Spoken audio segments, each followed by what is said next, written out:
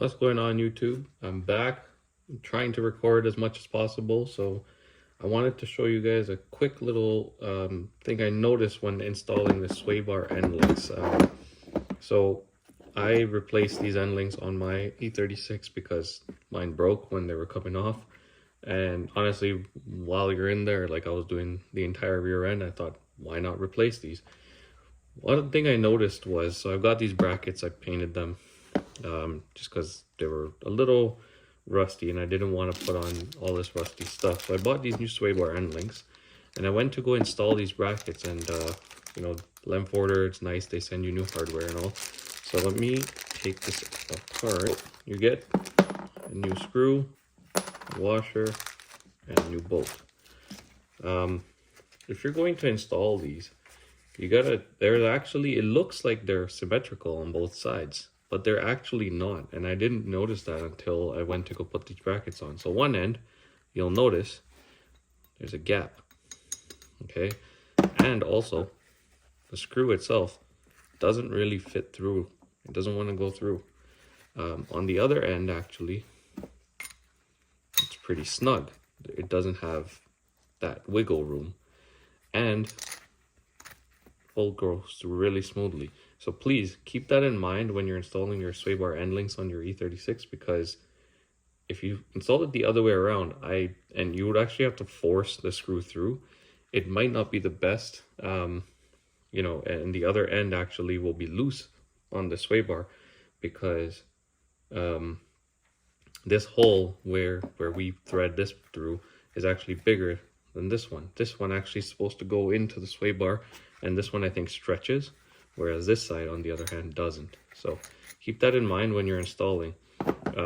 You'll notice there's a metal sleeve in this one, which is the reason why, you know, the screw is supposed to be in there. This side on the other hand, it's all rubber. So this is the side for the sway bar itself. This side, this goes in here, and you know, I was painting on this mat. So the rubber end will go here. The metal end is for this screw. Just keep that in mind and save yourself the headache of, you know, installing them backwards. You'll struggle to push the sway bar through this. It will not go through. This is meant for the screw. So I just wanted to give you guys a quick update on the vehicle itself. You know, the back end of the vehicle is mostly back together. Really, I'm just left with installing my brake calipers, so I just painted, my lower control arms, and the sway bar end link. That's really it. Then I can take this out, get it aligned, because really I had everything apart, and finally take it for a test drive with all the new bushings that I put in. Everything has been replaced on the rear end. If you'd like for me to post a video on my thoughts on the Condor bushings, so I upgraded to Condor subframe bushings, Condor rear differential bushings, lower adjustable control arms, etc. So I wanted it to be a really nice daily driver, but not too much on the NV8 side. I didn't want the noise, the harshness, or the vibration.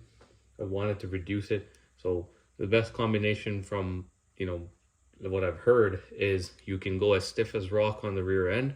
Really, it's the transmission bushings that you really feel, and these apparently, these Condor bushings are one of the best rated E36 bushings. So I will make a video on that specifically, and I'll post content on that. But I think for today, I thought this was important. So again, keep in mind, before you install these, they are directional. One side has a metal sleeve, the other side doesn't. This is all rubber. This goes on the sway bar. This is for the bracket. This is where the screw will fit in without any issues. So keep that in mind, okay? That's all. Take care. Until next time, see you guys.